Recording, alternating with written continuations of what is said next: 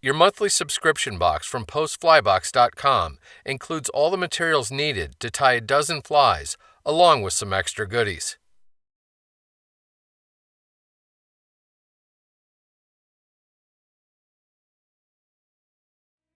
The WD-40 has proven itself over a number of years to be effective just about everywhere that trout can be found. Although it was originally intended to represent a Baetis nymph, trout are more than likely to mistake it for other desirable aquatic macroinvertebrates as well. This diminutive offering starts with a size 18 curved shank hook.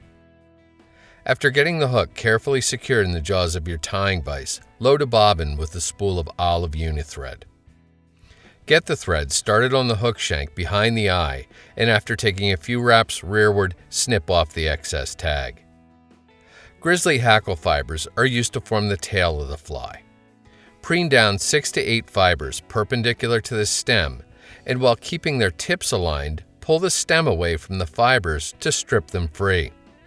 Regrip the fibers in the fingertips of your right hand, checking to make sure the tips are still aligned. Measure to form a tail equal in length to the hook gap. Then, using a pinch wrap, begin securing the fibers to the top of the hook shank with tight wraps of tying thread.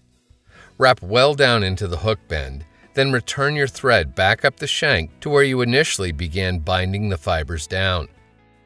Lift the butt ends of the fibers up and snip them off close.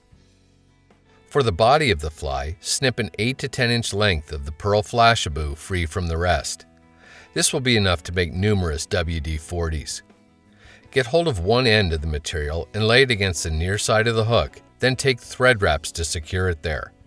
Once it's well anchored, start taking rearward touching to slightly overlapping wraps of the flashabou, first down the shank all the way to the base of the tail, then back up to where you first tied it in. Anchor it there with tight wraps of tying thread, then snip the excess off close. For the fly's wing case, grab one of the teal flank feathers and strip away all the lower fuzzy and short fibers. Get hold of 8 to 10 of the remaining fibers and pull the stem away to strip them free. Lay the midpoint of the fibers on top of the hook shank above your tying thread and secure them using a pinch wrap, followed by additional rearward thread wraps. You can then lift the butt ends of the material up and snip them off close. Olive dubbing is used to build up the thorax of the fly. The smallest of wisps is all you need. Use the dubbing to create a very thin inch-long noodle on your tying thread. Start taking wraps with the noodle to build up a bulbous little thorax on the fly. End with your tying thread at the back edge of the hook eye. Pull the teal flank feathers forward over top of the dubbed thorax and anchor them at the back edge of the hook eye with tight wraps of tying thread. Once they're secured, lift the excess fibers up and snip them off nice and close. Reach for your whip finish tool and use it to do a 4 or 5 turn whip finish, seat the knot well, and snip your tying thread free.